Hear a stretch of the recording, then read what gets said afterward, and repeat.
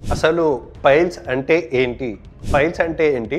మనకు మోషన్ వెళ్ళే మార్గం దగ్గర మనకు ఉబ్బుకున్నట్టు సిరలు వస్తే వాటినే పైల్స్ అని చెప్పడం జరుగుతుంది. ఎగ్జాంపుల్గా చెప్పాలి అంటే సపోజ్ జనరలీ మనుషులకందరికీ కూడా బాడీ చేతులపైన వీన్స్ అనేవి ఉంటాయి, అంటే సిరలు అంటాం.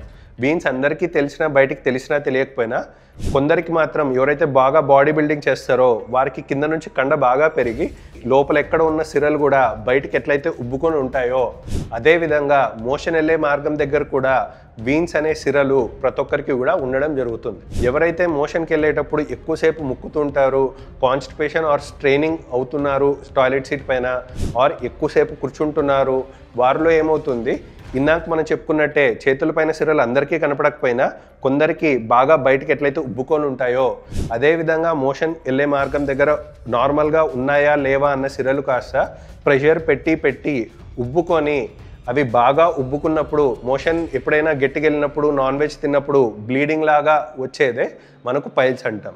ఈ పైల్స్నే మనం మెడికల్ టర్మ్స్లో హెమరాయిడ్స్ అని కూడా అంటాం.